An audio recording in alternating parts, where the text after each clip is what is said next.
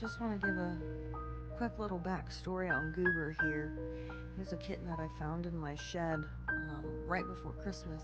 He wasn't doing well at all. He was really emaciated, skinny, upper respiratory infection, really, really bad scab on the back of his neck. He's still trying to scratch at, but it's a lot better than it was before.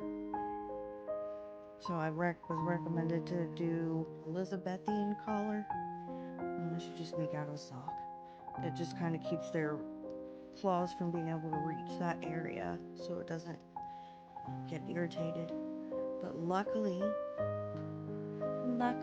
right, Goober, we get to go to the vet tomorrow finally. Get to the vet, get you some medicine, get your shots.